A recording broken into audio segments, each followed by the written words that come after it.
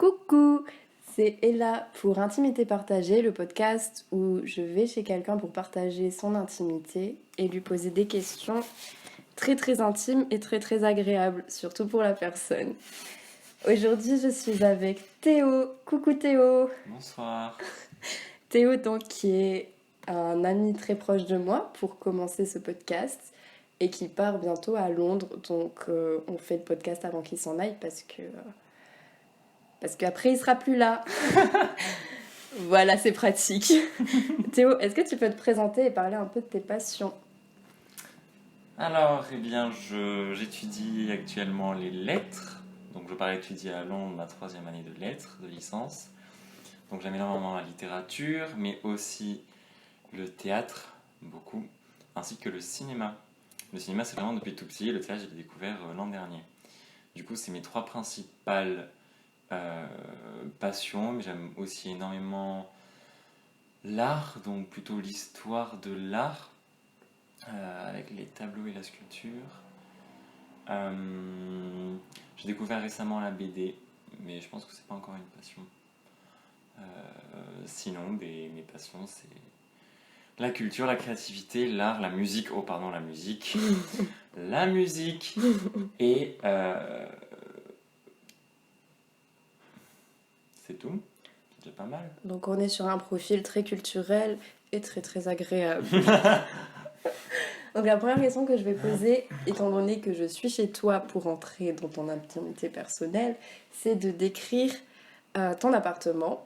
Bon, alors il faut savoir que, comme Théo part demain, c'est sa sœur qui habite dans son appartement actuellement, mais on va faire comme si on décrivait son ancien appart parce qu'on a des très très bonnes mémoires et que c'est très très chouette. Donc, ce qu'il y a qu'on peut remarquer dans l'appartement de Théo, c'est qu'il y a beaucoup de cinéma. Enfin, il y a un cadre avec plein de photos de cinéma. Comment t'avais choisi ces photos? Woody. J'en avais acheté plein. J'étais parti en vacances, j'avais trouvé un magasin de bibelots et notamment de plein de posters et de photos de cinéma. Et j'avais acheté une vingtaine de photos d'acteurs ou de scènes de cinéma et une vingtaine d'affiches, enfin de photos d'affiches. Et une fois arrivé ici, j'ai acheté le cadre pour au moins voir la taille et j'ai commencé à faire plusieurs pêle-mêle différents pour voir quelles couleurs allaient bien ensemble et si à un moment donné c'était trop glauque, genre j'avais mis un peu trop de Kubrick à un certain endroit, donc ça faisait très bizarre. Donc on rajoute un petit Amélie Poulain au milieu, ça va mieux. Ça détend, oui. Voilà, donc oui, et puis après j'ai eu la petite pulsion Timothée Chalamet, donc on l'a posé. Qu'on rajoute par-dessus, évidemment, hein, quand il n'y a plus de place, il y en a encore. Mais voilà, j'ai choisi toutes ces photos comme ça. Ok, ce qu'on peut remarquer aussi, c'est un magnifique cadre avec une très très belle affiche d'un tableau de Salvador Dali. Est-ce que tu peux nous parler de cette affiche? Alors cette affiche, c'est Madame Léa, ici présente, qui me l'a ramenée du musée de Figueras, où elle a été. C'est un tableau qui s'appelle Rose méditative, et elle me l'a offert pour mes 20 ans en disant « Ce tableau m'a fait penser à toi ». Donc j'ai trouvé ça très beau, et du coup je l'ai encadré, et je l'ai affiché au-dessus de ma bibliothèque, parce que sachant que j'avais déjà un autre cadre du coup, qui était un cadre qu'avait dessiné une... Qu'est-ce que je dis c'était un dessin d'une amie de prépa, du coup, il y a 2 ans, qui était venue voir la pièce de théâtre dans laquelle je jouais un roi fou. Donc je trouvais que Rose méditative et Roi fou, ça se complétait plutôt bien, ça se contrastait plutôt bien. Donc un cadre noir pour le Roi fou, un cadre blanc pour la Rose méditative. Et voilà, c'est comme ça que j'ai... Et ça habille très très bien, c'est très très joli. C'est vrai que ça fait très contraste. Ce qu'on pourrait rajouter pour finir, c'est qu'il a une étagère pleine de DVD et que ça donne très très très envie de regarder des films, étant donné que Théo possède un vidéoprojecteur, ce qui est très très pratique quand on est son ami. Vraiment. Du coup, par rapport à cet appartement, est-ce que tu penses avoir un besoin d'appropriation de l'endroit où tu vis, enfin de mettre plein de toi, ou parce que ça reste quand même assez sobre. Enfin, t'as 3 cadres, t'as des photos sur ton armoire, mais c'est pas non plus overbooké comme on peut voir parfois. Donc comment tu penses, enfin comment tu penses ton rapport à ton appartement et au lieu dans lequel tu vis? Et j'adore l'espace en fait. Plus il y a d'espace, plus je suis content. Surtout quand il s'agit de danser. Ah oui. Et alors pour danser, il faut pas 36 000 trucs et j'ai pas besoin de 36 000 meubles en fait. J'ai ma bibliothèque pour mes livres, une étagère pour mes DVD, mon bureau, mon lit, une cuisine et tout le reste était enfoui dans mon placard, dans toutes mes boîtes, etc. Mais tout ce que je conserve en général, soit je le colle dans des carnets, soit je le mets dans des boîtes pour les retrouver plus tard. Ça sert à rien de les afficher ou de les poser quelque part. Et puis après, quand j'étais plus jeune aussi, j'avais plein de bibelots, genre toutes les poupées pop, etc. J'ai compris que ça prenait très vite la poussière et que Théo, la poussière, a un peu la flemme, alors on évite tous les bibelots en surplus en fait. Donc tu ranges beaucoup. Il y a un peu un besoin ou une envie d'être très rangé, très ordonné. Mais Raconte. quand j'étais plus jeune, j'étais vraiment plus maniaque. Et Ouais. maintenant, c'est juste qu'il y a un minimum d'ordre, quoi, et que je me retrouve dans l'appartement. Et Tu sens ça. l'espace. Tu respires en fait. Voilà. Ouais, ok. Ça peut être en bordel, mais quand je dis bordel, Oui, c'est c'est pas. relatif, hein. Voilà. Enfin, chez moi, c'est bien plus un bordel quand on parle de bordel. Mais oui, ce qu'on n'a pas précisé avant, c'est que Théo avait une bibliothèque très fournie. Genre, là, il y a encore les caisses de vin, 6 ou 7 caisses de vin, Ouais. pleines de livres, dont quelques merveilles. Donc, ouais, on est sur un bon appartement d'étudiants en lettres qui aiment la culture. Il y en avait même plus que 6, je crois. Là, si je compte bien, il y en a 8 peut-être. Putain. Et du coup, pour rebondir sur ça, c'est quoi ton rapport au livre? Enfin, comment ça se fait que t'en as autant? J'adore ce qui est concret. Ouais. Genre, toucher le truc. Pareil, genre, mon père, il est informaticien, du coup, il avait plein de films sur son ordinateur. Et j'étais là. Mais moi, je veux les DVD. Là, mais Ouais. t'es con, dans 5 ans, il n'y aura plus de DVD, ce sera que des clés USB. C'est faux, papa. C'est faux. C'est si beau les DVD, c'est si beau les livres. Et je sais pas, j'adore posséder, comme ça, je peux les relire quand je veux, même si je le fais pas très souvent. Les annoter comme je veux. Ouais, juste posséder l'objet, je trouve ça trop beau et l'amener partout où je veux, quand je veux. Mm. Ouais, C'est il y a bien mieux qu'un vraiment... e-book. Ouais, il y a vraiment quelque chose de concret, quoi. Un besoin du concret, de toucher, Le papier, d'avoir. l'authenticité. Ouais, c'est beau. Si c'est un livre d'occasion, en plus, t'es là. Il a déjà vécu. Ouais, ok. Est-ce que, du coup, on va rebondir sur quelque chose d'intéressant et qui n'a pas trop de lien pour ceux qui nous écoutent, mais c'est pas grave, moi je vois le lien.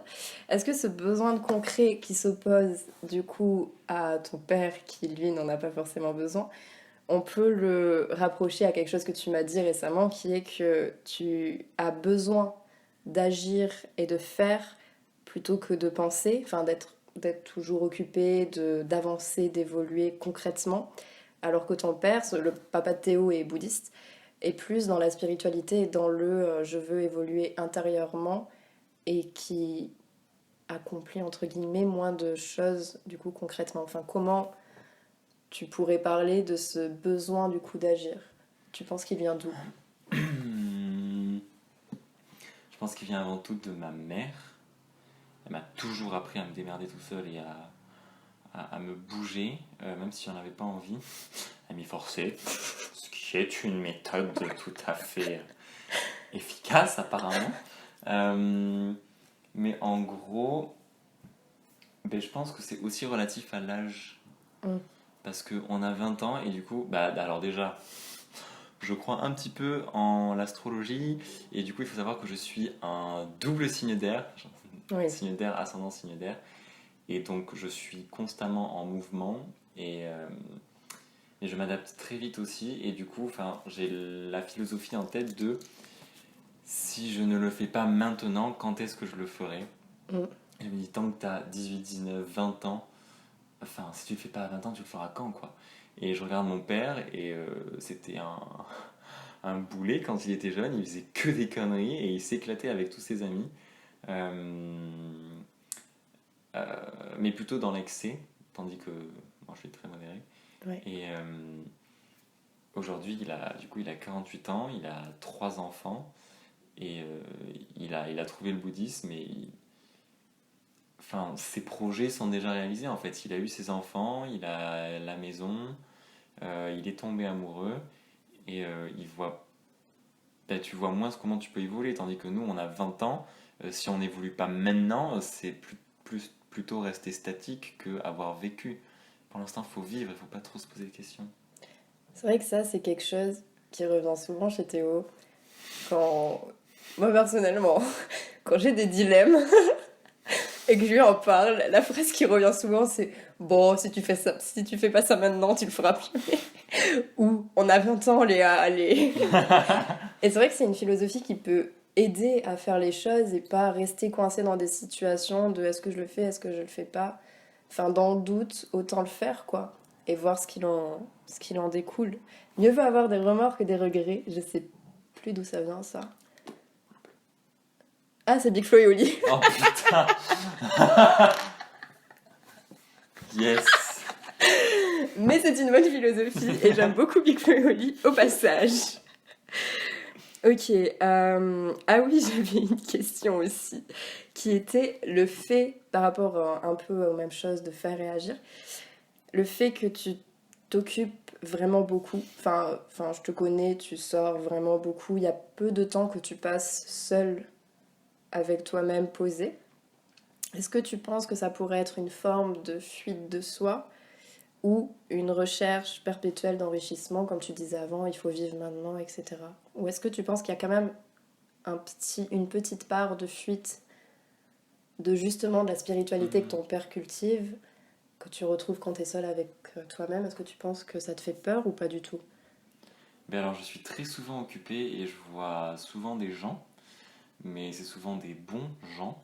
Oui, Euh, comme moi. oui. Yes. Mais oui, je sais ce que je veux et je sais quand même quand je veux être tout seul. Et quand je veux être tout seul, je sais ce que je vais faire. Mais très souvent, je regarde un film. Souvent aussi, je lis. Euh, ou j'appelle des amis, ou j'appelle ma famille, ou j'écris un peu. Donc je sais quand même prendre du temps pour moi. J'ai le petit côté indépendant quand même. Pas mal. Euh, Oui, oui, oui. et alors, fuite de soi. Ben, du coup, j'ai réfléchi un peu. Et alors, j'ai capté que euh, fallait pas que j'y réfléchisse beaucoup. Parce que si j'y réfléchis à ça, je réalise que je suis un être hybride et flasque. En gros, j'ai capté ça. Je Euh, fronce les sourcils. euh, En gros, je m'inspire énormément des gens que je côtoie. Je m'inspire énormément de l'art que je... Consomme. Voilà. Consommer de l'art, c'est très bizarre comme expression. Moi, j'aime beaucoup, moi. D'accord. Je trouve Ok. ça fait contraste. Ok, yes. Donc je m'inspire beaucoup de tout ça, mais quand je me regarde dans le miroir, je fais, mais en fait, t'es qui? Ok. Donc la fuite Ça de... t'arrive souvent de te regarder dans le miroir et de te demander en fait t'es qui? Ouais, ou même quand... Mais quand j'ai des périodes où je suis à fond dans un truc, donc là en ce moment par exemple c'est Mademoiselle et le féminisme, grâce à Léa, C'est moi. là je me dis, oh yes, je suis quelqu'un. Et puis après ça va retomber, et puis après je vais retomber dans mes playlists sur Spotify, mes playlists banales, et que j'écoute un peu tout le temps, et là je vais faire, ouais mais en fait c'est redondant quoi, et t'écoutes un peu toujours la même chose, et ok, ben, tant que tu regardes pas un nouveau film, que tu vois pas que tu lis pas un nouveau livre, que tu vois pas des nouveaux gens qui te font découvrir autre chose, ben t'es là, mais est-ce que t'es vraiment quelque chose de concret et de... Donc tu penses avoir besoin de réaliser. quelque chose de nouveau et de toujours stimulant pour être satisfait de ce que tu es? Pas forcément de nouveau, parce que je peux retomber dans des trucs et là je fais, oh mon dieu, en fait c'est vrai, enfin, il y a Mm. ça aussi. Mais ouais, j'ai l'impression que moi, tout seul, moi-même, j'ai pas la, la perspicacité ou le réflexe d'exister par moi-même. D'accord, c'est très intéressant. Bon, je vais faire la petite minute. Léa fait des leçons de vie. Euh, Ah oui, je voulais utiliser Ella pour ce podcast, mais on alternera parce que Léa c'est mon vrai prénom et Ella c'est mon nom d'amour, on va dire. Donc, Léa fait de la psychologie. Non, Léa fait des leçons de vie. Euh, c'est pas parce que tu laisses les choses t'influencer et que tu as besoin que les choses t'influencent que ce n'est pas toi. Enfin, justement, c'est ce que tu choisis de laisser t'influencer qui fait ce que tu es, mais de toute façon, t'existes pas par toi-même. Enfin, à part quand tu te développes dans la spiritualité, beaucoup, mais même quand tu te développes dans la spiritualité, t'existes à travers une certaine forme de spiritualité que tu as choisie. Donc, enfin, faut pas, dans le sens où faut pas que tu aies un sentiment de oula, c'est morne, il faut qu'il y ait d'autres trucs qui arrivent dans ma vie. Enfin, si, il faut que tu aies ce sentiment, mais quand tu l'affrontes, Je comprends. tu vois ce que je veux dire? Ouais, mais j'y arrive pas en fait. Enfin, t'as capté. Enfin, du coup, j'ai capté plein de mini détails. Et alors, déjà, je suis R ascendant R, donc comme on l'a dit, Oui, besoin je- de voguer. voilà. Et j'ai capté aussi que, par exemple, quand on me demande tu fais quoi comme étude? J'étudie la littérature. Et c'est pour faire quoi après? Dans le théâtre ou le cinéma. Ah bon? Bonsoir. Mais qu'est-ce que je fais là? Et qu'ensuite, j'ai des gros dilemmes. Est-ce que je veux travailler de l'art ou dans l'art? Mm. Après, que je me dis que quand même un de mes lieux préférés de Bordeaux, c'est le pont. Oui, Donc ce lieu où le temps est un petit peu suspendu, où tu es entre deux espaces bien définis et où tu fais ah je peux respirer. Donc j'ai vraiment cette vision un peu manichéenne, même si je sais qu'elle est très très mauvaise. Mais je vois... ouais, je me vois vraiment comme l'être hybride toujours entre deux trucs. Pareil, puisque tu vas me poser des questions sur le genre, je suis... Enfin, du coup je suis homosexuel, mais je suis quand même masculin. Mais j'ai quand même un minimum de manières et je suis très ouvert avec le genre et mon corps et ma personnalité. Et ouais, pareil, je suis dans l'entre-deux. c'est vrai qu'il y a une forme d'hybridité, mais du coup, ça peut être toi. Enfin, ta personnalité peut ressortir de choisir cette hybridité. Et oui, c'est ce que j'ai l'impression, mais parfois ça fait un peu peur. En mode, mais qui es-tu vraiment à part hybride? Mais t'es les deux, t'es l'hybride. Enfin, c'est déjà incroyable. Enfin, tu sais, enfin, quand tu vois que toutes les personnes qui s'enferment dans des cases bien précises, le fait d'être hybride, au moins, enfin, c'est d'autres formes de cases, mais il y en a plus déjà, et ça fait l'être unique que tu es. Toutes ces influences, toutes ces cases différentes, elles font toi, du coup. Exact. Enfin, par rapport, du coup, on va rebondir sur le genre, qui est un des sujets ah, qui me passionne. Euh, par rapport à ce genre, au lieu de t'enfermer dans une case qui s'appelle la masculinité, la man box. Sortez de la man box si vous êtes un homme. Ma manbox, c'est mal. Au lieu d'être dans cette case qui est la masculinité, ou même au lieu d'avoir, comme certains le font, et c'est un choix, d'aller dans une extrême féminité pour s'affirmer, tu choisis un entre-deux qui fait que, bah, que c'est toi et que tu es une personne qui s'assume déjà, parce que tu es à l'aise avec ce que tu es. Et une personne qui dégage quelque chose de, je sais pas, quelque chose de fort et d'affirmé, sans être écrasant, sans jamais être écrasant. C'est ça que je trouve fort chez Théo, c'est qu'il y a une force, enfin chez toi, parce que je m'adresse à toi d'abord, il y a vraiment une force énorme qui est dégagée de toi, qui s'appelle la compassion, la bienveillance, et en même temps on sait que, voilà, je sais pas, quelque chose de fort, qui en même temps n'écrase jamais. Alors que des personnes qui dégageraient quelque chose de similaire pourraient très très vite écraser ou être impressionnantes. Toi, tu gardes la même force tout en étant très accessible et très avec nous. Et ça, je trouve ça beau. Et je pense que c'est très très lié à cette forme d'hybridité et à ce truc de vouloir être hyper curieux, vouloir se laisser influencer par tout et tout le monde parce que tout le monde est enrichissant. Il y a une forme aussi d'avidité et de curiosité de l'autre qui est, je trouve, assez passionnante chez toi. Mais est-ce que tu te rends compte de ça, de la force que tu dégages tout en n'écrasant jamais personne? Ben, qu'à moitié. On reste dans l'hybridité. Hein. Enfin, je capte que oui, que je suis pas méchant et que j'ai une sorte de mini confiance en moi, mais elle est assez superficielle et je sais pas, ouais, elle est vraiment mêlée avec de la non confiance en soi. Et par exemple, tu sais, enfin, même dans le style vestimentaire, je peux venir à la fac totalement habillé en noir avec mon col roulé, mon grand manteau et mon sac de cuir. Et puis en été, je peux mettre un vieux short qui était à mon oncle, une méga chemise d'occasion et qui était à mon grand-père, qui est XXL, et genre alterner limite entre babos et diva, tu sais. Du coup, j'arrive pas à capter si c'est oui, si c'est être quelqu'un en me disant ouais, en fait, je m'en fous, et si ce je m'en fous est quand même charismatique, j'en ai aucune idée. Oui, il l'est. Parce que tu choisis de pas t'enfermer dans une image, en fait. Tu choisis d'être ouvert, c'est en rapport avec ton ouverture et ta curiosité. Tu choisis de ne pas être un seul type, on va dire, et de tester plusieurs choses. Et c'est charismatique d'oser faire ça. Ça dégage des choses, je trouve. D'accord. Mais revenons Sur le genre. sur le genre, car nous nous sommes écartés dans cet éloge de l'hybridité de Théo.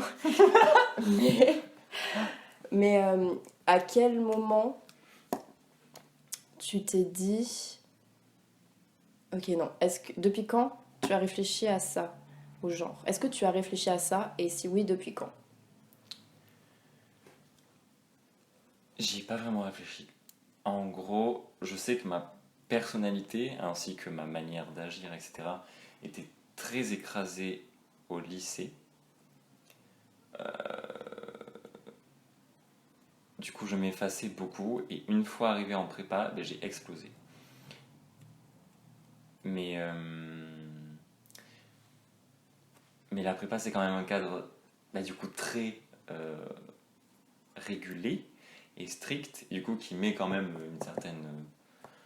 des certaines limites et une certaine forme à tout ce qui pourrait partir en sucette. Euh, mais du coup, oui, et pareil pour mon coming out, je l'ai fait petit à petit. Donc, j'ai explosé vraiment dans l'été entre la fin du lycée, le bac et la prépa. Parce que je savais que je voulais arriver en prépa en me disant, ok, je suis moi, maintenant, là. Et on verra bien ce qui se passe. On s'en branle au pire. Et voilà, donc la prépa. Mais la prépa, du coup, c'était vraiment le moment où je me cherchais. Parce que tout est méga intense en prépa. Tout ce que tu vis, c'est ultra intense. Et du coup, en plus, je me cherchais. Alors, je me cherchais énormément au lycée, mais de manière très, très euh, implicite. Enfin, il n'y avait rien de concret et je pouvais quasiment pas bouger. Et en prépa, j'avais tellement de liberté quand même dans le cadre de la prépa euh, que je me suis énormément cherché, mais concrètement, en allant vers des gens, en testant un style vestimentaire, des passions, des trucs dans le genre. Et là, année de fac, j'ai enfin pu me poser. Et c'est la dernière fois quand j'ai parlé avec toi et Mona que vous avez dit, mais non, en fait, t'es l'entre-deux. Et Mona qui m'a laissé cette image de moi qui arrive avec le grand col roulé, le grand manteau l'hiver, qui a un mini côté androgyne, et parce que je suis très mince aussi. Euh, et je joue un peu des deux en fait. Mais en fait, je me pose pas la question, c'est pour ça. J'avais pas réalisé, c'est quand Ella et Mona m'ont dit mais oui, mais en fait, t'étais vraiment entre les deux et tu joues avec les deux et ça va très bien. Et j'étais là, ah bon, bah d'accord, bah tant mieux. Mais C'est sans t'en rendre compte en fait que t'as ce côté je joue entre les deux. Ouais. C'est fou. C'est genre. C'est tes envies qui te dirigent vers là sans avoir à réfléchir à je veux dégager telle chose ou telle chose quoi. Ouais. Mais est-ce que t'as toujours eu une envie de. Comment dire ça? Tu t'habilles assez classe quand même, la plupart du temps. Enfin, même quand t'es tranquille, c'est quand même des habits classe. Enfin, moi je trouve. Hein. Mais depuis quand t'as cette envie de porter quelque chose de beau? Ou quelque chose qui fait élégant? L'élégance, ça te décrit aussi pas mal. C'est des rencontres. Ouais. Quand j'étais en... Bah, du coup, je suis arrivé à la fac, j'étais encore le style vestimentaire un peu... Salut. Je sais pas trop. Et puis là, j'ai vu des gens, genre les littéraires, soit c'est des gros babos, soit ils sont très classe. Et notamment les garçons qui étaient en prépa, du coup, j'étais là, waouh. Et puis après, j'ai rencontré d'autres potes. Tu vois, celui qui était à mon anniversaire, là, par exemple. Enzo, ouais. Voilà. Et là, j'ai rencontré tout son groupe d'amis. Ils étaient tous très, très classe. Et très dans la haute couture. Ils aimaient ça énormément, très dans la mode, etc. Mais ils n'avaient pas forcément les sous d'acheter de la haute couture, mais ils avaient quand même des sous pour acheter des beaux vêtements. Et là, j'ai fait, ah ouais, mais enfin, c'est beau quand même. Ouais. Le beau, c'est beau. Ok. Et il faut en profiter, quoi. Du coup, voilà, c'est à partir de ce moment-là que j'ai développé ce petit côté me mettre en valeur. Oui. Surtout avec du noir. Oui. Oui. Tu t'habilles vraiment très très souvent en noir et on l'a pas dit parce que c'est pas très radiophonique, mais Théo a les cheveux très noirs et les yeux marrons un peu foncés. Très foncé. Les yeux marrons très foncés. Et des gros sourcils très noirs. Des gros sourcils noirs, un peu de barbe et plutôt un homme poilu, on peut dire. Et Donc, poilu noir. Ce qui fait qu'il a des jambes qui paraissent très très bronzées. Ce qui est de la triche, hein, mais moi je dis ça, je dis rien. Mais du coup, ce rapport au noir, est-ce que tu le vois d'une autre façon que pour te mettre en valeur ou pas? Enfin, qu'est-ce qui t'attire dans le fait de t'habiller en noir? le noir c'est classe, le noir ça Ouais. passe avec tout, ça reste très basique. Et je suis très brun, donc je sais que ça fait tout ressortir. Et, le noir ça amincit aussi. Et je suis déjà très mince. Alors, qu'est-ce qui fait que tu portes des vêtements qui amincissent alors que tu es déjà mince? C'est mettre en valeur. Ouais, accentué. Ouais, voilà, tu vas pas mettre un gros baggy, un gros jog alors que t'es fin comme une aiguille, quoi. Ok. C'est pas accentué parce que je mets pas des méga trucs moulants et tout non plus, j'ai horreur de ça. Mais je sais me servir de ma minceur. Ok. Non, parce qu'il y a vraiment des personnes qui font du coup le contraire, enfin qui compensent et qui font ce que tu dis, mettre des trucs larges pour pas montrer ça. Enfin, donc il y a une certaine aisance du coup avec Bah après, ton si. poids. Oui, avec mon poids, mais de toute façon, je peux rien y faire. À chaque fois, je bouffe comme 4 et je fais pas de sport, je reste comme ça. Donc, je sais mettre des trucs larges, mais du coup, je mets plutôt des trucs oversize. C'est-à-dire que c'est Ouais. calculé, du coup, les chemises de mon grand-père XXL. Je suis très mince, mais du coup, ça fait le méga contraste et on capte que c'est fait exprès. Mm. Et que c'est pas un t-shirt que j'ai trouvé comme ça et que j'ai fait ah, mais c'est beau. Du coup, ça passe Ouais. quand même. Ok. Mais non, je suis en train de penser à, tu sais, à Quentin Dupion. Quentin Dupion, la minute explicative. Quentin Dupion, c'est un dessinateur qui a travaillé chez Mademoiselle et qui maintenant écrit des BD, qui est très très talentueux et qui est un peu pour moi un des symboles français homosexuels, je dirais. Parce que ces BD sont très LGBT, parlent beaucoup de ça et c'est très très beau. Allez lire des BD de Quentin Dupion, s'il vous plaît.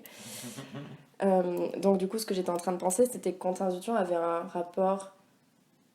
Là, je crois que ça va mieux pour lui, mais avant, il faisait des planches sur ça très compliqué par rapport à son profil, à sa minceur, parce qu'il est aussi très très mince. Et par exemple, il y a des planches où il parle du fait qu'il ne pouvait pas se baigner, il pouvait pas se montrer nu, enfin se montrer sans un pantalon qui va jusqu'aux chevilles, parce qu'il avait du mal à montrer cette minceur. Est-ce que ça a déjà été pour toi un complexe aussi, ou est-ce que ça va? Alors La la grosse question. minceur, pas du tout. Ouais, La minceur, je m'en fous. Le problème, c'est ma scoliose, oui. parce qu'elle est quand même bien conséquente. Et comme je suis très mince, elle peut se voir très vite. Et ça, par contre, j'aime pas du tout. Vraiment pas. Et le méga complexe de ma vie, ce sont les poils. Ah ouais? Et oui, parce que j'avais en a quand même beaucoup. Et ça te complexe vraiment beaucoup? Ça me complexait énormément tout collège, lycée, parce que du coup, j'en avais forcément avant tout le monde. Ah oui, et puis les gens au collège, lycée. Voilà, donc j'osais même pas mettre des shorts au lycée en fait. Je me suis même rasé quand j'étais au lycée, avec l'excuse on fait de la natation et les poils ça ralentit. Je veux gagner 3 secondes, ouais. Donc voilà. Mais oui, les méga complexes de ma vie, c'est les poils. Et maintenant? Donc la minceur, pas du tout. Maintenant, toujours. Sérieux? J'apprends un truc en direct. Yes. C'est pas un méga complexe, mais il y a toujours cette partie. D'accord. Ok, pourtant c'est beau. Et oui, mais quand même, il y a des restes d'avant et je. Oui, bah oui, c'est des restes de l'enfance aussi, ouais. Enfin, de l'enfance, de l'adolescence plutôt. Waouh, ok. Et est-ce que ça a un rapport avec le fait que c'est un symbole de virilité, de masculinité ou pas du tout? Ou c'est juste Non, pas toi du tout. physiquement? Moi, physiquement. Ok. C'est juste que j'en ai plus que la moyenne quand même. Ok. Même mon père hier m'a dit eh ben Théo, mais c'est que t'es poilu, tu me battrais pas par hasard. Je fais ah merci papa. Ok, bon après moi j'ai les poils blancs, j'avais remarqué. Mais t'as eu des expériences petites ou grandes par rapport à ça? Genre les gens t'en parlent beaucoup? Mais quand j'étais au lycée, oui, on disait waouh, t'es ah là là, mais t'es quand même extrêmement poilu et tout.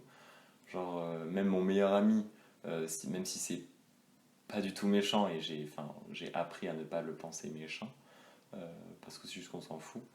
Il m'appelle le Migou. Le Migou, je crois que c'est le Yeti dans Tintin. Ah merde. Ah ouais, ok, ouais. Enfin, tu vois, dès le collège, c'était déjà ça. Du coup, ça n'a pas forcément de lien, mais moi, dans ma tête, il y a plein de liens qui sont. Est-ce que, euh, dans du coup, cette relation. Enfin, du coup, il y a ton meilleur ami, mais il y a d'autres personnes aussi qui te donnaient des surnoms comme ça dans ton groupe d'amis, par exemple, ou... Est-ce que c'était quelque chose d'assez généralisé ou c'est que Emric? Emric, c'est son meilleur ami. Ah non, c'était assez généralisé quand même. Voilà.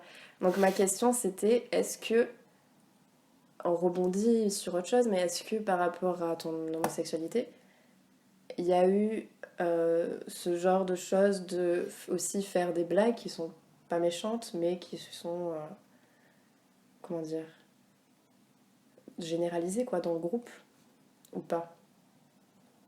Donc quand ils sont su que j'étais homosexuel, à Ouais, partir de ce moment-là, ouais, non. ok. C'est plutôt moi qui fais les blagues en général. Ils sont là, bah Théo, t'es con. Ah ouais, c'est toi qui fais les blagues? Bah ouais, pour leur prouver qu'on s'en fout, quoi. Est-ce que tu ressens du coup un besoin de leur prouver qu'on s'en fout? Oh. Non, parce que je sais qu'ils s'en foutent. Enfin, ça dépend des amis. Ça dépend des amis, mais mes très bons amis, dont tu fais partie, enfin... Non. Non, c'est juste qu'ils y pensent pas vraiment, mais moi, comme j'ai la blague en tête, bah, en fait, si je la fais pas, ce serait me contenir et du coup m'empêcher de la faire. Et je dis, mais non, mais on s'en Oui. fout tellement qu'il faut que je la Tu fasse. peux en la fait. faire? Ouais, ok. Non, c'est pas du coup, c'est pas C'est un pas truc une de la faire preuve. pour pas que l'autre le fasse. Ouais, non, c'est plutôt ne pas me taire en fait. Ok. Parce que je me taisais assez au lycée. Et oui. Et est-ce qu'il y a eu un décalage entre le moment où t'as compris que t'étais gay, où t'as su que t'étais gay, où tu t'es dit ah oh eh Oh ben bâtard! oh est-ce qu'il y a eu un décalage entre ce moment-là et ton coming out, ou est-ce que ça s'est fait progressivement? Ça s'est bien fait progressivement. Ok, donc il n'y a pas eu une sorte de mal-être de je pense être gay et j'en parle pas? Ah si, quand même. Ah Ah ouais. si, ah si, si. Ah oui. Ah oui. Euh, non, j'avais déjà...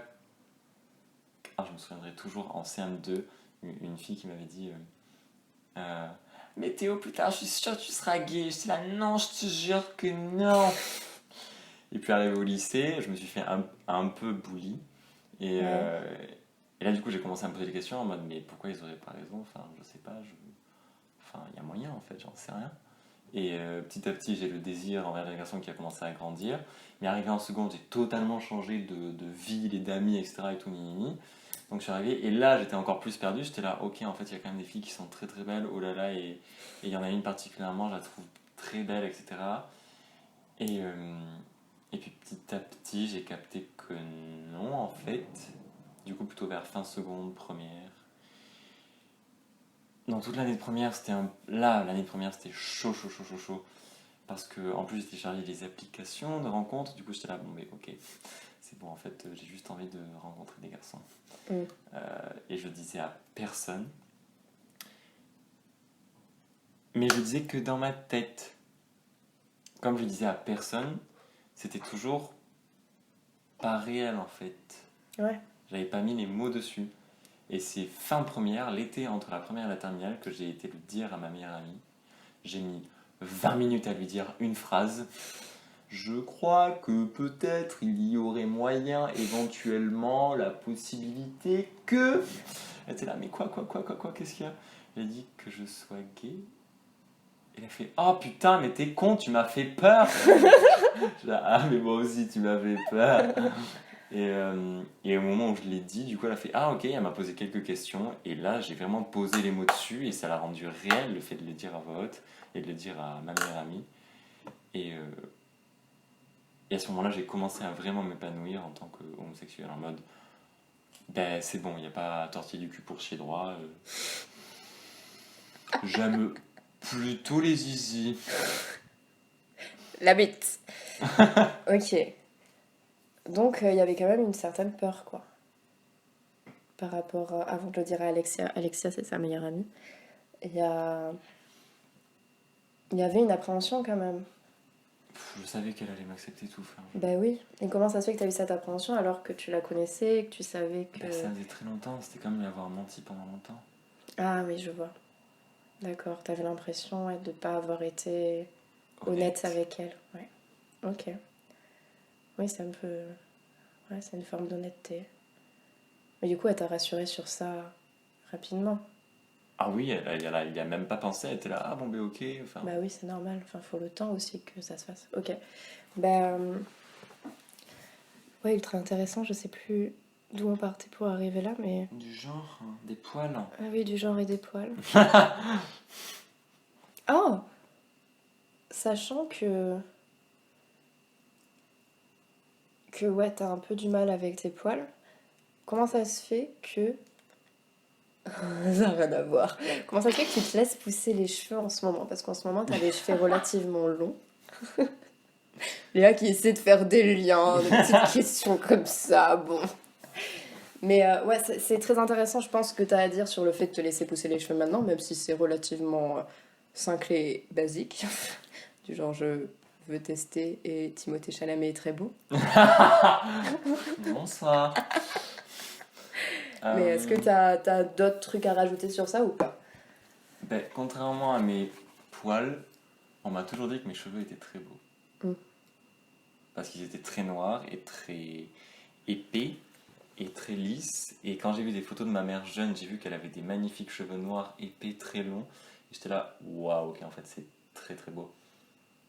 Et du coup, enfin, je me suis toujours coupé les cheveux parce que je m'étais toujours coupé les cheveux quand j'étais petit et que j'avais pas forcément réfléchi à plus et que à chaque fois ils sont tellement épais que quand ça arrive au-dessus des oreilles, je commence à péter un câble et je fais donc je vais chez le coiffeur. Et là je fais bon Théo, tu dépasses cette étape, tu vas pas péter un câble et peut-être que tu auras des cheveux encore plus magnifiques qui le sont déjà. Et encore, genre là j'ai découvert du coup le shampoing sans sulfate et Jonathan de Queer Eye. merci. Et,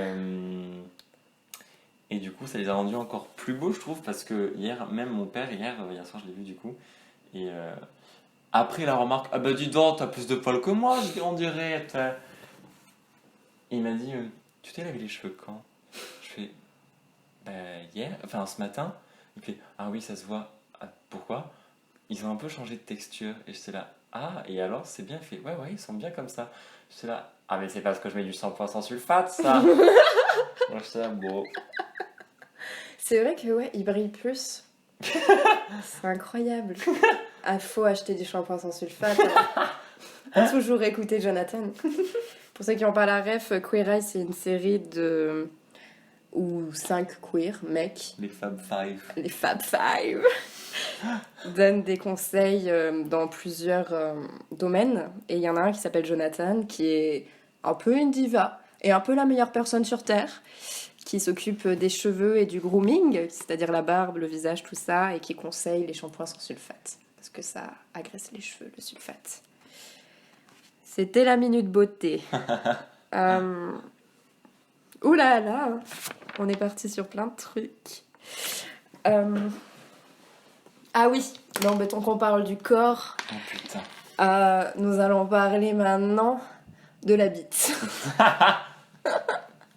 Ah ben, ça Quand on a s'enchaîne. une, là, c'est Ça un peu... Alors, déjà, quel est ton rapport avec ta bite? Est-ce que ça va? Est-ce qu'elle va Très bien? bien, et toi? Oh oui. La mienne va bien, oui, merci. Donc ça va. Est-ce qu'il y a eu un questionnement à un moment par rapport à ça? Non. Non? Non, vraiment la vie de jamais. Ok. Donc, un C'est- rapport naturel, quoi, un peu. Oui. Mais Ah. c'est plutôt les fesses le problème. Ah, ouais. C'est-à-dire? Ben j'en ai pas. Ah oui, ok. J'avais pas compris. Et le problème des poils. Ah, ok. Forcément. Et ça te pose problème vraiment dans ta ouais. sexualité, par exemple? Oui. Mm. Tandis que la bite, genre, j'y pense même pas. Mais vraiment, du tout. Ok. Et ça a un impact... comment? Comment ça impacte ta vie sexuelle, le fait que tu as un problème avec ça? Enfin, plutôt avec ton cul, du coup. Bah, plutôt mal. Bah ouais. Et ça a évolué ou pas? Enfin, est-ce que c'est venu dès le début, ce problème-là, et c'est resté? Ou est-ce que tu as fait évoluer par des rencontres ou pas, ce truc? Ben, même avant de rencontrer des gens, j'étais méga complexé par ça. Ouais, déjà dès le lycée et tout, j'étais là. Et avec les rencontres, au début ça l'a ça l'a augmenté. Et j'étais là, ah c'est vraiment horrible, c'est vraiment dégueulasse, je déteste. Et puis petit à petit j'ai appris à faire avec, mais surtout en fait à pas le faire entrer en jeu du coup. Parce que toutes les relations sexuelles au début que j'avais, ben, j'étais là, oh mon dieu, il faut que je fasse des concessions pour que on m'accepte comme ça. Et ensuite j'ai fait, ben, au pire, fuck les concessions et fuck l'acceptation. Et du coup j'ai, enfin à chaque fois, maintenant que je rencontre quelqu'un et que ça va se terminer au lit, ben, je fais en sorte de pas aller jusqu'au moment des fesses. Donc t'arrêtes avant. J'arrête avant. Est-ce que ça te satisfait de faire ça? Oui, parce que du coup après je stresse pas. Ouais. Enfin, c'est juste de la sensualité, des câlins tout doux, c'est trop bien. Mais après, il y a la frustration. Et c'est là, ah, je suis frustrée, mais je sais que je vais pas aimer si on va plus loin que ça. Mais, euh, mais du coup, je me dis peut-être que si je rencontre quelqu'un qui, du coup, m'aimera vraiment, Tu auras plus la confiance. j'aurai Ouais. plus la confiance de lui expliquer, de communiquer et que lui, il dise, ben, écoute, on va faire avec, on s'en fout. Et c'est pour ça que j'ai aussi beaucoup ralenti sur les rencontres. Ah ouais, donc ça te freine quand même. Ouais. Enfin, je me Ok. dis, pourquoi se forcer en fait? Faut pas Oui, faire les choses dans le mauvais sens. c'est clair. Donc du coup, tu penses que ça évoluera quand il y aura des sentiments en fait, enfin quand il y aura une relation un peu plus solide. Ouais, voilà, j'attends l'opportunité. D'habitude, j'aime bien provoquer l'opportunité, mais là, je me dis, enfin, c'est tellement un truc profond et compliqué que on va éviter de se forcer. Enfin, en plus, j'en ai pas besoin. Enfin, je m'en fous. Je suis célibataire. J'adore être célibataire et indépendant. Euh, J'adore vivre seul. Et, euh, et je me dis que sûrement ça va évoluer. Et j'ai hâte que ça évolue. Euh, et j'ai hâte que ça évolue au niveau corporel aussi, du coup. Ok. Et pour l'instant, je suis très bien comme je suis et j'ai besoin de personne en fait. Comme moi, je m'accepte à peu près, je me dis, j'ai pas besoin que d'autres m'acceptent ou quoi. Oui, c'est bien de penser comme ça. Enfin, ça te permet une indépendance et Ouais, mais c'est quand même toujours l'entre-deux où j'ai pas du tout confiance en moi et. bah, c'est une forme de fuite, mais c'est aussi une forme de pas attendre que les gens te sauvent aussi. Enfin, tu te rends compte aussi peut-être que tu n'irais pas pour les bonnes raisons vers les autres Ouais. et tu as envie de te construire avant de rencontrer quelque chose de solide. Non, c'est plutôt sain. Bon, après, il faut que. Enfin, faut. Ce serait bien d'arriver à évoluer sur ça si c'est quelque chose qui vraiment te complexe vraiment, mais ouais, ça va se faire peut-être à deux, peut-être pas, peut-être que à un moment il y aura un truc dans ta vie qui arrivera, qui le déconstruira. Enfin, ça sera progressif en tout cas. Mais merci d'avoir partagé ça, parce que ça non plus, je savais pas du coup. Enfin, il n'y a pas forcément 10 000 occasions de parler de ça, à part quand on parle d'intimité. Mais ouais, ok, c'est intéressant. Ah, je suis en train de regarder ce dont je voulais parler d'autre. On a quand même parlé. On n'a pas énormément parlé de vie sentimentale quand même. Oh, dis donc. On a parlé cul, ça y est, ça c'est fait, on peut cocher. Mais vie sentimentalement parlant, où te situes-tu? Bon, là on sait, du coup, t'es célibataire et t'es plus en mode je suis indépendant et je verrai ce que la vie me propose. Mais je veux dire, est-ce que t'as déjà eu des relations importantes? Et Non. qu'est-ce qu'elles t'ont apporté? Non? Donc elles ne m'ont rien apporté. Si, quand même, j'ai eu des belles relations, mais toujours courtes. Parce que soit ben, le mec se cassait, genre avant qu'on s'engage trop. Soit il se cassait, mais de manière un peu lâche. Mm. Et du coup, je souffrais et j'étais là, ah, trop chouette. Soit une relation se développait avec un autre garçon. Mais dans ce cas-là, c'était plutôt, ben, on est en train de construire quelque chose de chouette, mais je suis vraiment pas sûr. Et du coup, là, je préférais moi arrêter avant qu'il y ait l'engagement parce que j'étais pas assez sûr pour que. Et puis, les deux fois où c'est arrivé, c'était l'autre qui s'emballait, qui était Oui. beaucoup plus attaché que moi je ne l'étais. Et j'étais là, bon, évitons de le faire souffrir plus loin. Donc, j'ai très vite arrêté à chaque fois. Donc, ça peut paraître être une forme de fuite. Aussi, la peur de l'engagement. Ça me fait poser des questions. En mode, est-ce que tu finiras vraiment avec quelqu'un Euh, Parce que j'ai toujours eu l'impression, du coup, de vouloir des personnes que je ne pouvais pas avoir. Et là, tu fais, ah oui, c'est problématique. Oui, mais c'est très très commun et ça se déconstruit. Oui, c'est problématique, hein. Mais c'est très très commun. Enfin, j'avais beaucoup ça aussi à une période. Mais, enfin, dans ce que tu dis, en parallèle de la fuite, il y a quand même aussi l'idée du respect. Mm. De sentir que t'aimes pas la personne comme elle t'aime et de pas vouloir être toxique pour elle. Ben, c'est ça en fait. Je l'ai pas dit, mais mon père m'a trop souvent répété quand j'étais petit toujours respecte-toi et respecte les autres. Ouais. Tout le temps, tout le temps. Et du coup, ben c'est ça, par exemple les relations sexuelles, si on va trop loin pour moi et que ça me fait plus envie, ben je suis là, ben respecte-toi en fait. Donc je sais que c'est me respecter de ne pas aller plus loin que ça. Et c'est respecter les garçons que de ne pas aller plus loin que ça sentimentalement.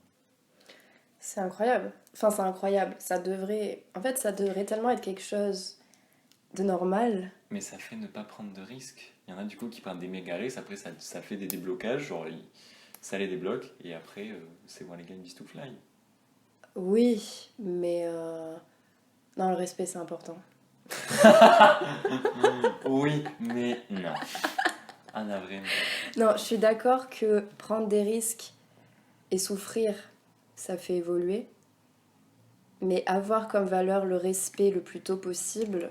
Enfin, de toute façon, quand tu prends des risques et quand tu souffres, tu finis par le respect. Tu finis au bout d'un moment par te dire « Ah, c'est ça qui allait pas, fallait que je me respecte. » Du coup, toi, tu l'avais déjà, ton père, c'est bien pour ça. Parce que vraiment, le respect, c'est incroyable. Te respecter toi plus que les autres, je trouve, c'est encore plus... C'est encore mieux de l'avoir déjà eu. Mais au niveau des risques, tu les as pris quand même. Enfin, tu t'es attaché à certaines personnes. Enfin, émotionnellement, tu les as pris, les risques. C'est juste que tu veux pas risquer les émotions des autres. Ce qui est Ouais. très bienveillant. Oui. Oui. Enfin, par exemple, la dernière relation à laquelle je pense, si on peut voir ça comme une sorte de fuite et de quelque chose qui aurait pu t'apporter si tu l'avais risqué, enfin, ce qu'il y avait en jeu, c'était pas toi, c'était plus les émotions de l'autre personne. Et tu le savais. Donc, Au début, je le savais pas trop. Ben, ça s'est fait tout seul en fait. Au début, j'hésitais, j'aimais bien, mais j'hésitais quand même. Et quand j'ai capté que c'était trop, c'était trop. mm, Et il a quand même souffert, et ça, j'ai vraiment pas aimé. Et ça m'a fait souffrir aussi de le voir souffrir. Mais il va mieux, normalement. J'espère. Quand oui. même. Non, mais tu vois, t'as pas fui l'expérience, t'as protégé quelque chose. Je pense que quand ça se représentera, enfin pas forcément cette situation-là, mais quand quelque chose se représentera, faut pas que tu penses au fait que tu fuis, il faut que tu penses au fait que t'es quelqu'un de bien. Et que enfin, tu le dégages, donc à force de le dégager, tu vas tomber sur quelqu'un qui cherche quelqu'un de bien parce qu'il se sera pris quelques trucs sur le cœur. Et c'est là peut-être qu'il y aura quelque chose vraiment à construire et il y aura un risque à prendre. Mais je pense que tu prends quand même les risques. Peut-être que tu les pousses pas là où d'autres personnes les pousseraient, mais c'est quelque chose de sain. C'est bien d'être sain. Je suis quelqu'un qui n'est pas toxique. Est-ce un problème? Non. Mais je comprends ce que tu veux dire quand même. Il y a un peu cette peur aussi de ne pas pouvoir aller jusqu'au bout, ne pas vouloir aller plus loin. Alors que moi, je veux vivre tout ce qui est possible, Mm. dans la mesure de la modération quand même. Mais ça, c'est vraiment genre le tabou en mode t'as toujours pas aimé. Alors qu'en plus, j'adore l'art, j'adore la littérature, etc. Ça parle tout le temps d'amour et moi, je suis là. Ah bah ça doit sûrement être ça. Bah écoute, on va les croire pour l'instant. Hein. Oui, mais Oui, je suis d'accord. Enfin, c'est pas le problème de ma vie. Je pense pas tous les jours à Ronsard. Hein. non, mais Ronsard qui écrit quand même tout un livre sur Cassandre, et dans le même recueil, il y a quand même tout un livre sur Marie qui suit, donc bon, l'amour, puis Hélène. Amour diverse. Voilà, donc bon, nuançons. Mais l'amour, tu l'investis ailleurs aussi, tu l'investis dans tes proches Oui. et dans ta famille énormément. Mais dans ce qui ne peut pas me porter préjudice. Effectivement, mais tu peux pas donner ton amour à la première personne qui passe non plus. Bonsoir, je t'aime. Pardon? Non, je disais bonjour. Ah. Coucou, c'est moi. Bonjour, ça va? Oh, je suis amoureuse de toi. Allez. Non, l'amour, c'est surcoté. Faut arrêter avec Oh, ça. c'est surfait. Hein. On verra plus tard. Mais j'avais essayé de faire une transition qui était, mais l'amour, tu l'investis autre part, dans Ah, tes merde. amis, dans tes amis et dans ta famille. Oui. Parlons famille. Oh putain. Ou parlons amis, tu préfères quoi? Qu'importe. Parlons famille. Euh, J'ai plusieurs questions à poser sur ta famille. Je veux d'abord creuser le daron pour arriver vers La daronne? Ah non, la ton sœur. spiritualité. Ok. Après, on ira vers ta daronne et après tes grands-parents. Ça te va?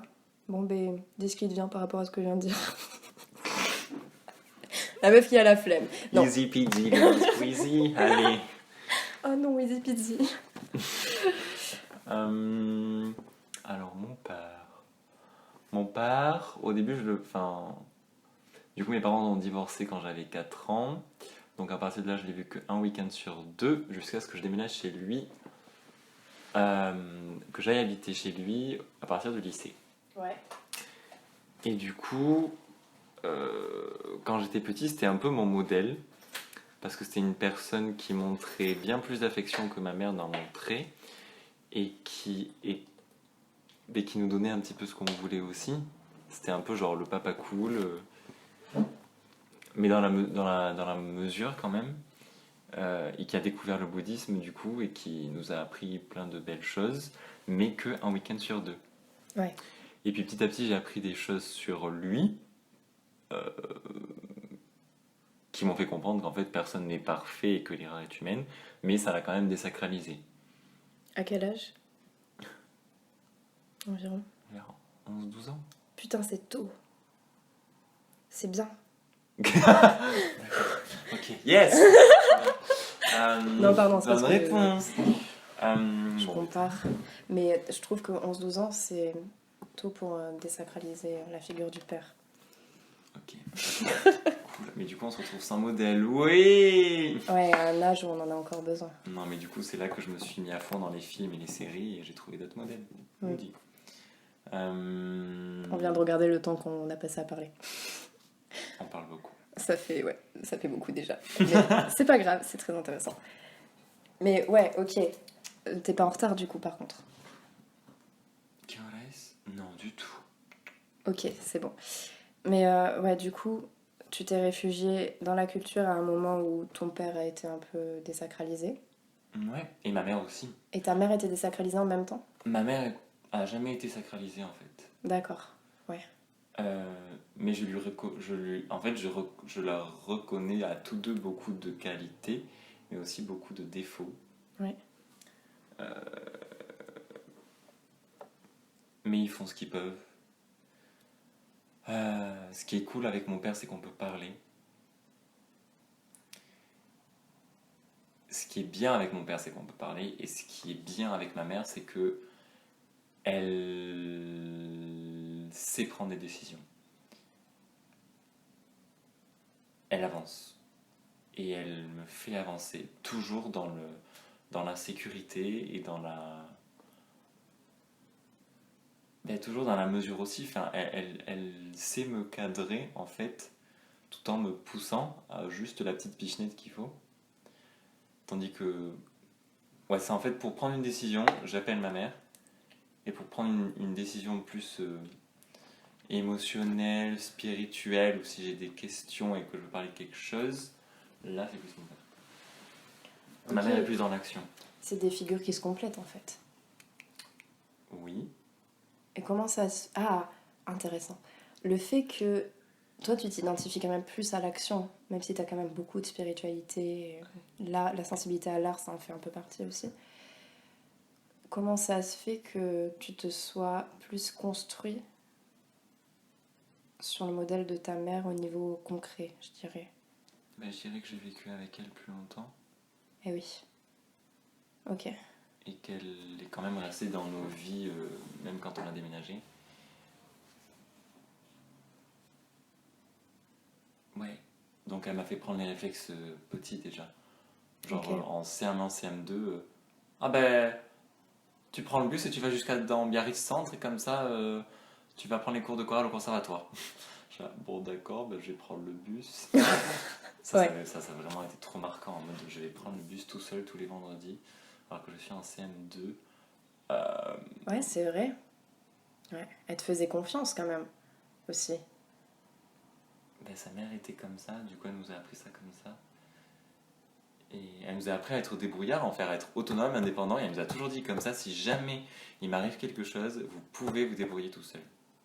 Waouh, Elle t'a dit ça tôt, déjà? Oui, pas souvent, Ouais, parce que c'est plus dans sa nature ouais. que de nous inculquer pourquoi elle fait telle chose, mais quand elle le disait, c'était pour ça. Parce que c'est marquant quand même de dire déjà à son enfant, si je suis plus là, enfin d'évoquer déjà la possibilité qu'elle soit plus là, tu vois. Ouais, ce qu'elle disait plus souvent, c'était quand on est parent, on apprend aux petits oiseaux à voler, et puis un jour on sait qu'ils quitteront le nid et qu'il faudra qu'ils volent tout seuls. Ouais, mais c'est très, j'allais dire mature, bon c'est une daronne, mais si quand même, parce que t'as quand même beaucoup de parents aussi qui ont besoin de garder leur enfant du coup et de se sentir nécessaire pour eux, tu vois. Et qu'elle t'ait dès le plus jeune âge dit, Elle veut se sentir nécessaire quand même. elle veut se sentir nécessaire quand même. Mais de quelle façon alors? Si c'est pas de cette façon-là. Dès qu'il y a, si j'a- je la mets pas au courant de tout parce que du coup je suis très indépendant, mais dès que je la mets au courant de quelque chose, elle veut limite y prendre part en fait. Genre il fallait que je commande des ustensiles, des draps, des serviettes et tout pour Londres avant que j'y arrive.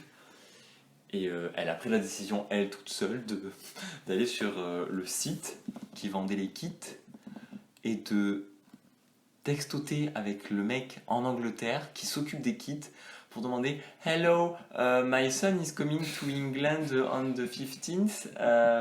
Is it possible for him? Alors elle a un peu de mal en anglais, enfin, genre elle a pas un méga anglais. Et j'étais là, mais t'es con ou quoi? Enfin, je reçois des mails, enfin, je corresponds avec la fac, je sais comment m'y prendre, enfin, je sais comment commander un kit, je sais quand est-ce qu'il arrivera, où est-ce que je peux le récupérer, à quelle heure, etc. T'as pas besoin d'aller textoter avec le mec qui s'occupe de ça et tout. Enfin, elle a eu besoin de se sentir utile à ce moment-là. Ouais. Et j'étais là, mais non, enfin. Ouais, du coup ça fait un peu contraste puisqu'elle t'a appris à être indépendant, du coup Ouais. t'as plus besoin de ça. Mais là, c'est parce que ma soeur aussi part. Ouais. Du coup, elle nous sent vraiment glisser entre les doigts. Genre, moi, je Ah pars bah oui. dans un autre pays et ma soeur part de chez elle et à son appartement. Ouais, là il y a un peu une prise de conscience aussi qui est peut-être en jeu de... bah, ils seront plus chez moi quoi. Enfin, Exact. il n'y en a plus aucun des deux. Ok. Et oui, c'est compliqué d'être daron. Mais Mon père, il subit, c'est plutôt une victime. Pas intérieurement, il est très développé. mais quand tu lui dis je vais faire ça, il fait mais t'es sûr que c'est possible? Pourquoi je suis pas d'accord moi. Je dis, ben ouais, mais je t'avais mis au courant il y a 6 mois en fait, et tu m'avais dit et là je te le dis, c'est dans 3 jours, et tu me dis ah. Donc désolé, mais je vais le faire quand même. Bon, d'accord. Donc niveau décision, ouais. c'est plutôt ça. Mais niveau intérieur, quand même, il est quand même très très présent. Mais du coup oui, il veut aussi prendre part, mais il se rend compte que tu fais déjà tout quoi, en fait. Donc il peut juste en parler avec toi, voir ce qui est en jeu, mais il peut pas avoir un pouvoir sur ça. Ouais. Ce qui est un peu normal aussi, il a plus de pouvoir à avoir. Mais oui, du coup, pour revenir du coup, sur le côté spirituel de ton père, est-ce que déjà est-ce que tu considères la possibilité d'être bouddhiste, toi ou pas? Il y a moyen. C'est une très belle spiritualité, je trouve, mais du coup, il y a un des principes, le principe de la vacuité, qui me dérange beaucoup. Et parce que j'ai l'impression que c'est lui qui a qui influence beaucoup mon père en ce moment, et pas forcément d'une belle manière. Enfin, en gros, D'accord. tout ce que j'arrive pas à comprendre chez mon père, il le fait selon ce principe qu'est la vacuité. Et du coup, ça me montre un modèle que j'arrive pas à comprendre et qui me dérange beaucoup. Mais si un jour j'ai réussi à avoir un autre modèle bouddhiste, peut-être qu'il y aura le déblocage et je me dirai pourquoi pas. La vacuité, du coup, pour expliquer, parce que moi j'ai eu beaucoup de mal à comprendre aussi, c'est le fait de dire que les choses n'existent pas. C'est ça? Ouais, qu'en fait, tout n'est qu'un rêve, rien n'est réel, rien n'existe. Enfin,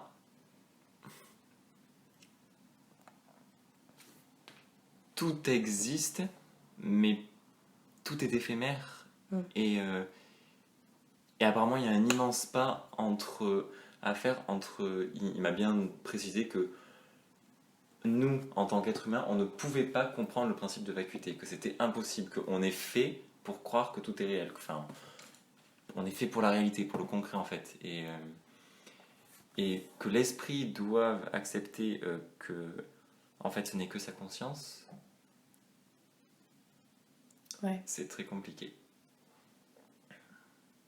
Ouais, surtout que, enfin, nous, avec l'art, on a plus été sensibilisés à l'idée que, justement, c'est sa conscience, et sa conscience, ça peut créer encore plus de réel. Alors, l'idée d'enlever du réel, c'est assez compliqué Et oui, à accepter. mais mon père et l'art, ça fait un peu deux, Ouais, minimum. Il est informaticien, donc il est plus dans les schémas, il a un esprit très schématique. Mais du coup, peut-être que si on arrive à trouver un modèle artistique, ce sera beaucoup plus enrichissant, je sais pas. non, je pense que les deux. Oui, Ça se bien sûr. complète, ouais. Mais j'ai Ah, déjà un été, modèle bouddhiste, artistique, tu veux dire? voilà. D'accord. J'ai déjà été Oui, assez voilà. enrichi par mon père. Maintenant, il faut Ouais. que j'ai voulu faire quelque chose de. Est-ce que tu penses que tu as besoin de te détacher du coup de la spiritualité de ton père? Oui et non, parce que enfin, ma figure de la famille, c'est quand même l'endroit où tu peux te réfugier quand t'en as besoin, en fait. Et ils seront toujours là pour toi. Donc la spiritualité de mon père elle m'a quand même aidé dans beaucoup de moments et elle m'a quand même aidé à me construire. Mais du coup, enfin, à chaque fois que je vais chez mon père, ça commence à être un peu redondant parce qu'il répète toujours un peu les mêmes choses. Mais ça reste quand même des belles choses qui sont essentielles. Donc oui, je me détache, mais à chaque fois qu'il me rappelle quelque chose, je suis là, oui, c'est barbant, mais je suis complètement d'accord avec ce qu'il me dit. Du coup, je peux pas dire tais-toi, parce que je suis d'accord avec ce qu'il dit, donc je vais pas l'interdire de dire des belles choses. Oui, oui, il y a beaucoup de belles choses, oui. Puis ça t'aide aussi dans ton quotidien. Enfin, ça se ressent aussi, ce côté, cette philosophie bouddhiste, je trouve, dans le côté bienveillant, le respect, tout ça. Ok, on parle beaucoup, donc j'hésite. Non, on va quand même tout dire. C'est pas grave. Attends, quelle heure il est? 11h12, ok. Bon, on va s'arrêter là pour ta famille. Ok, oui. On va juste préciser un truc que je trouve quand même important chez toi, c'est que tu as demandé à tes grands-parents de raconter leur vie dans une sorte de dossier qu'ils t'ont offert. Donc il y a quand même là un rapport à la mémoire qui est important. Est-ce que tu penses que c'est une sorte de peur de l'oubli ou une volonté de garder cet héritage? Les deux. Ok. Parce que le déclic, ça a été vraiment Adèle, du coup, notre amie de prépa, qui a appris comme ça un jour, alors qu'on était en Hippocagne, que son grand-père avait fait la guerre d'Algérie. Ouais. Et donc elle a appris ça quand il était déjà décédé et que sa mère était, pardon, et que sa grand-mère du coup était plus trop en capacité de tout raconter. Et déjà lui il racontait pas grand-chose apparemment, du coup ça reste en suspens en fait. Elle sait qu'il a fait ça, mais il y a toute une part de ses origines qu'elle ne sait pas. Je crois limite il était algérien quoi, pied noir. Ouais. Donc c'est toute une partie de ses origines qu'elle pourra jamais avoir, à part si elle se déplace là-bas et qu'elle fait des recherches, etc. Et puis j'ai réalisé que je m'étais pas assez concentré sur mes grands-parents toutes ces années parce que j'étais trop jeune. Et que là, en Hippocane, j'ai réalisé que les origines, enfin, il faut comprendre d'où l'on vient il faut savoir d'où l'on vient pour comprendre qui l'on est. Ouais. Et du coup, mes origines espagnoles, mes origines italiennes, mes origines françaises, l'Aveyron, le Lot, toutes ces régions-là, en fait, j'en connais pas grand-chose. Du coup, j'ai vite été voir mes grands-parents et je leur ai dit, mais racontez-moi tout ce que vous pouvez, au moins tout ce qui est factuel, genre pourquoi mes arrière-grands-parents ils sont venus en France, ils venaient de quelle ville, qu'est-ce qu'ils faisaient comme métier, pourquoi ils se sont exilés comme ça, est-ce que c'est un exil économique, un exil politique, etc. où est-ce qu'ils sont allés d'abord, dans quel but, comment vous êtes rencontrés. Et j'ai appris plein de trucs comme ça, c'est génial. Et ils m'ont fait aussi un arbre généalogique et tout. Et puis ma grand-mère, mon arrière-grand-mère de 104 ans vient juste de décéder. Donc elle a connu les écoles pour filles, elle travaillait à la banque en vélo, elle passait en vélo quand il y avait les SS nazis qui étaient à côté. Il y a eu des fusillades, elle s'est réfugiée dans la banque. Elle faisait ses devoirs à la lueur de la bougie. Ouais. Elle a connu les calèches. Oh putain. Et oui, pas le goudron, les fêtes de village. Elle a connu les calèches. Ouais. Waouh. Enfin, les voitures de chevaux, quoi. Ils allaient à la ville en cheval. Waouh. À cheval. Et puis les SS, c'est intense aussi. Ouais, elle a vécu plein de trucs. Et du coup, mes grands-parents lui ont demandé, elle, quand elle était toujours bien lucide, d'écrire, ou au moins de leur raconter. Et ils ont bien écrit. Et ils me l'ont mis dans le... Ouais. Ah ouais, il y a un héritage, un vrai héritage qui ressort de ça. Pour pouvoir avancer après avec ça et sans avoir de regrets aussi, peut-être. Ouais. Ok. Et parce qu'on se rend compte qu'en fait, les grands-parents, ils ont vécu, du coup, ils sont extrêmement sages. Pas forcément extrêmement sages, non, il faut nuancer. Mais ils ont une méga expérience. Et c'est à eux qu'on peut se référer. Et la plupart du temps, dans les familles, il y a ce réflexe de ne pas parler, juste de partager des beaux moments simples. Parce que parler, c'est compliqué. Et du coup, dès l'hypocrine, j'ai pris la décision de parler avant qu'il soit trop tard, en fait. Et c'est trop bien. C'est sage. Avant que ça se perde, il faut pas que ça se perde. C'est un rapport à la famille, encore une fois, plutôt sain, je trouve. Que personnellement, je partage pas, mais ça, c'est une autre histoire. Mais qui permet, d'avancer avec son passé... son passé, le passé de ses ancêtres, enfin, ça permet aussi de soigner des choses, je pense, en soi, de savoir aussi ce qui se passe avant. Enfin, ça, c'est de la psycho. Mais waouh, la virevoltée. Mais ouais, c'est plutôt ça. D'accord, oui. Ouais. Je vais rebondir sur les relations parce que c'est une question quand même qui m'intéresse. Oui, on va se dépêcher. Est-ce que tu voulais partir à quelle heure 30. 11h30 Ok, il est 11h17. 30 ou 40, max. Ok. 40. Je voulais d'abord te demander qu'est-ce que tu recherches chez quelqu'un avant de partager de l'intimité avec, pour rester dans le thème de l'intimité, donc amicalement ou sentimentalement.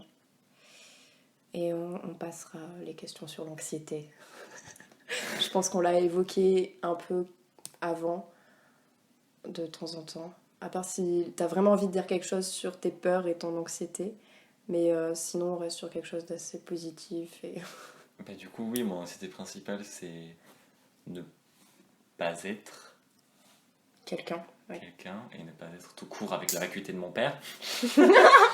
Non, mais ne pas être quelqu'un et surtout travailler dans le milieu de l'art, ça c'est un méga dilemme en mode est-ce que j'ai... C'est génial de s'imprégner parce que il faut être curieux pour être artiste, mais il faut quand même avoir une personnalité bien définie pour proposer quelque chose. Et il faut avoir énormément confiance en soi pour se dire je mérite de m'exprimer et de croire que ça peut plaire. Et ça, c'est un méga dilemme. Mais de l'autre côté, c'est du coup, si je le fais pas, comment je pourrais m'exprimer en fait ? Si je travaille juste dans la médiation culturelle ou dans l'administration et tout dans le genre, dans la culture et dans l'art, est-ce que ça me satisfera de ne pas créer ? Tu peux créer tout en travaillant dans la médiation culturelle. I know, right, but... Et briller après. Mais après, c'est un peu la société française qui fait que c'est un peu compliqué en tant que créateur de s'assumer. Et de se dire créateur, juste de se dire créateur en fait. Ouais, ok, je capte. Mais du coup, il y a cette peur-là. Oui. De ne pas être assez worth it pour proposer quelque chose. Ouais. Ça, peut-être qu'avec le vécu, comme là tu pars un an à Londres, ça va peut-être évoluer selon les inspirations, les rencontres que tu auras. Non, voilà, cette anxiété principale. Ouais. Du coup, la peur de l'avenir aussi, parce que comme Oui. du coup, je sais pas du tout ce que je veux. J'adore le cinéma, j'adore le théâtre, l'écriture. Que faire? Bref, donc ça c'est l'anxiété principale. Et du coup, c'était quoi la question de base? Tic tic tic après la famille? Oui. Qu'est-ce que tu recherches chez quelqu'un pour Oui. partager de l'intimité avec, avant de partager de l'intimité avec? Honnêteté, respect, humour. Donc des valeurs plutôt. Ouais, je m'en fous qu'il soit brun ou blond. Non, mais ça Non, pourrait je être rigole. ce que la personne dégage, tu vois. Ouais, dès qu'il y a de l'honnêteté et de l'humour, ça me va. Ok. Et du respect surtout. Parce que récemment, j'ai rencontré quelqu'un qui avait un peu d'humour, enfin qui voulait en faire en tout cas, et qui avait l'air gentil, mais il était absolument pas respectueux. Ok. Et, euh, et du coup là, la relation a directement été biaisée parce que je me suis dit tout le temps, est-ce que ce qu'il vient de dire c'est drôle ou est-ce que c'est juste méchant? Parce que ça peut être une sorte d'humour taquin un peu ironique, et là tu fais ah mais ok, enfin, enfoiré, enfin je m'en fous, c'est pas grave. Mais il peut y avoir un côté méchant et irrespectueux. Faut faire gaffe avec l'humour ironique, ouais. Donc quand j'ai capté ça, à chaque fois qu'il disait une phrase, j'étais là. Ah ouais, c'est... Oui, ok. Ouais. Ouais, donc le respect...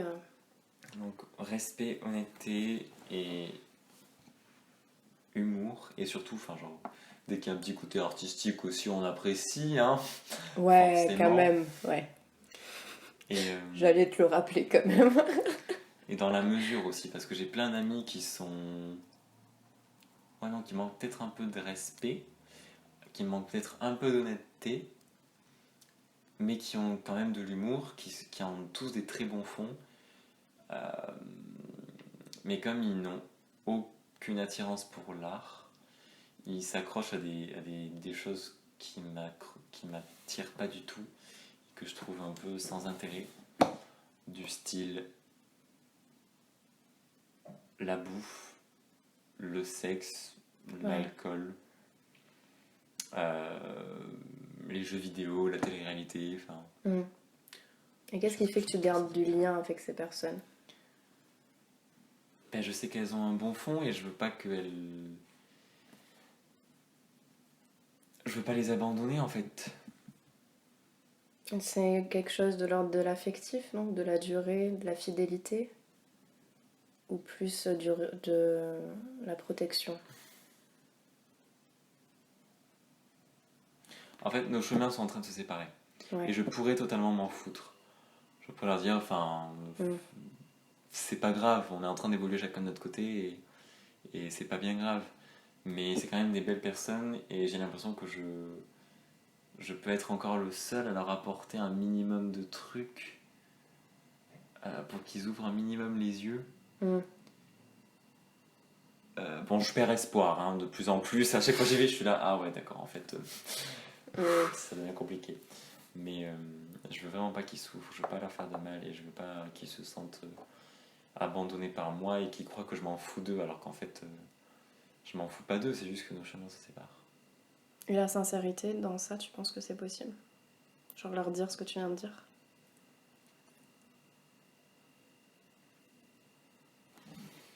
Oui, C'est compliqué. mais ils le savent, enfin, j'ai pas Mm. besoin de le dire, ils le savent aussi parfaitement, ça se fait tout seul. Ouais. Et ils veulent quand même toujours continuer de me voir de temps en temps et moi je veux quand même toujours les voir de temps en temps. Mais vraiment de temps en temps parce que je partage plus assez de choses avec eux pour apprécier pleinement les moments que je passe avec eux. Ok.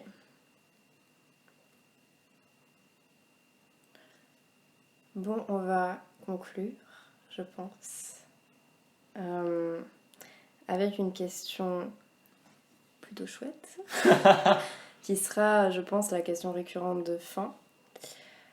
Euh,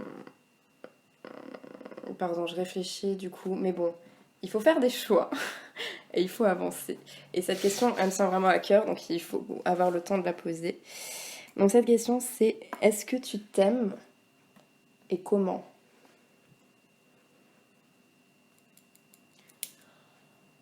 Du coup ma réponse serait Mais qui est-je?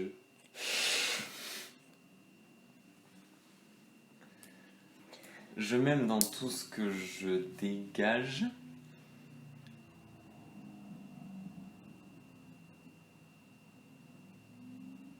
Mais je ne m'aime pas dans mon hybridité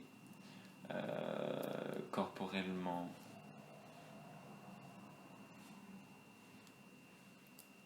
J'ai l'impression de manquer d'une étincelle, tout seul. Ouais. Après, il faut vraiment nuancer le truc parce que c'est vraiment la période d'entre-deux où je pars demain en Angleterre, donc il y a vraiment ce truc de qui suis-je? Oui. Mais Oui, tu vas être un peu dépouillé des personnes qui font ton quotidien. voilà. Mais ça peut être une question que je me. Enfin, là, si je me dis, ok, en fait, demain tu vas à la fac, tu vas retrouver Mona et là, tous tes amis et ta BU et tes cours de lettres, tu te couches dans ton lit le soir, est-ce que tu te dis, il me manque l'étincelle personnelle? Et je me dis que oui. Mais c'est très léger. Il suffit juste que j'y pense pas et je peux le combler par tout ce que je veux. Mais qu'est-ce que t'appelles étincelle? Une personnalité propre. Ouais, c'est... Quand même conséquent. Ouais, je sais pas, que ce soit mais physiquement et mentalement, je me trouve dans l'ambiguïté. Est-ce que ça a un rapport avec les émotions? Pardon, je t'ai coupé. Dans les émotions. Est-ce que tu penses que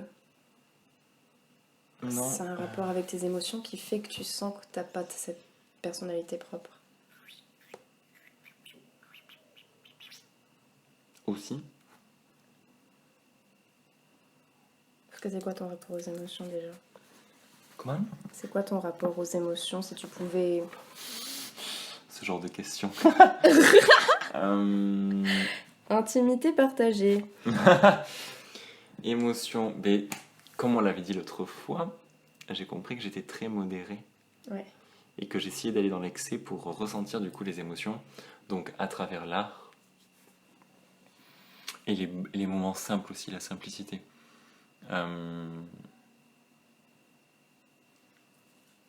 Donc j'ai toujours des émotions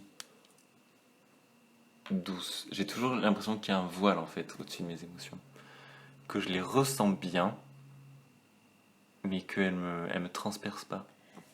Et le fait qu'elle te transperce pas, ça a peut-être... C'est peut-être qui te fait ressentir que t'as pas d'étincelle. Je sais pas. Mais c'est que grâce à l'art que je ressens que ça me transperce. D'accord. C'est que une musique dans un film, ou le film Divine du coup, ou...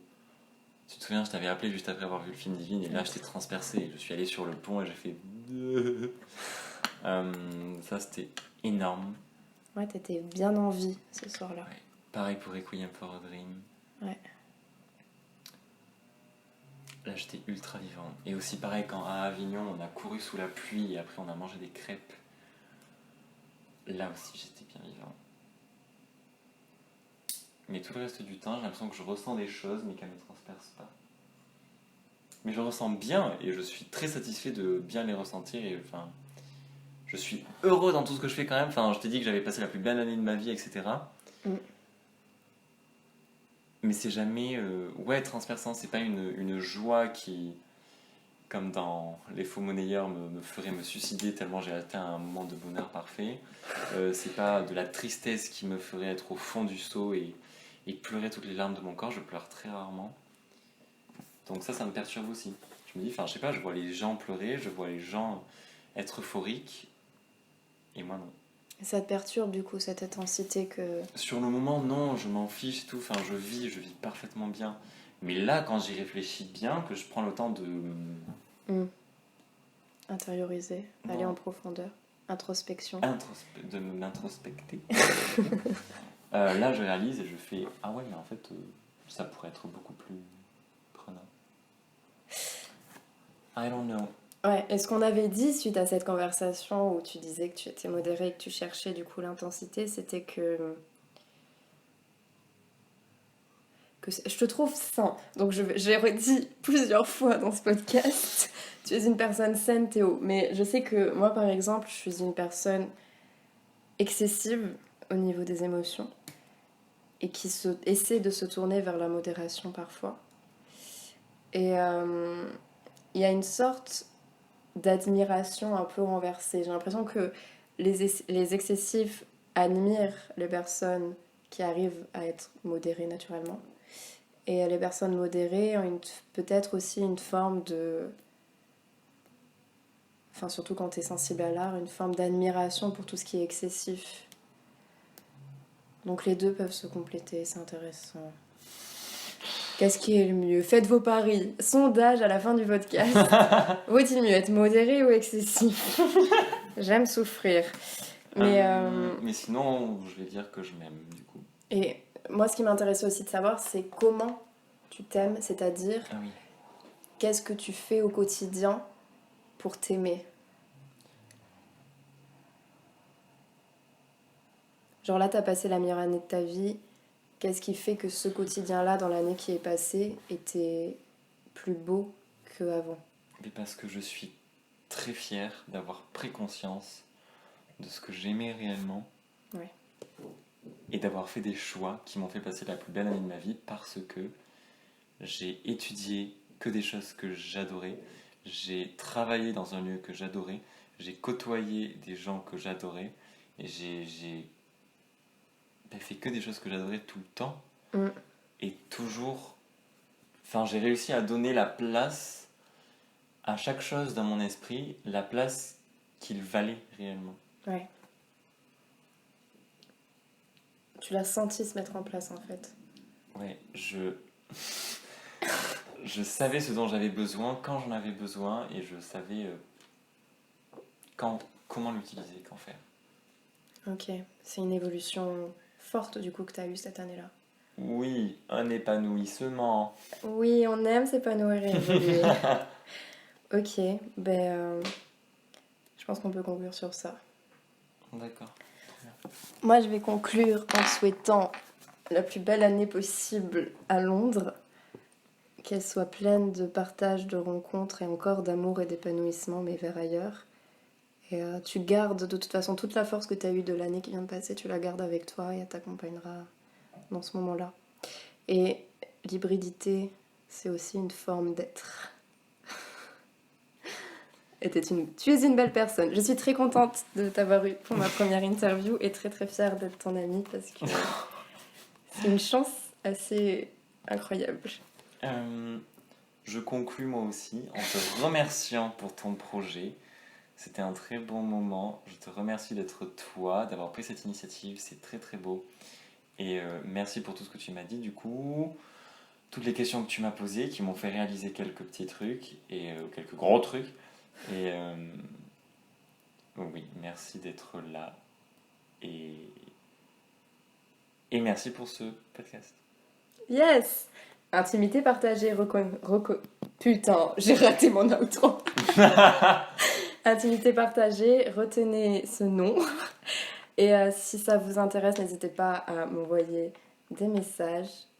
Si vous voulez être interviewé, ce qui serait vraiment le plus grand bonheur que vous puissiez me faire partager cette intimité avec moi, vous venez, il n'y a aucune limite. Il faut juste avoir une expérience à raconter, on en a tous une. Pratiquer la reconnaissance et la bienveillance tous les jours. Manger aussi des courgettes parce que c'est bon. Avec du miel, manger des courgettes avec du miel, c'est vraiment très très bon. Je connaissais même pas. Ah, c'est excellent, c'est vraiment excellent. Et plein d'amour et de bienveillance sur tout le monde. Merci.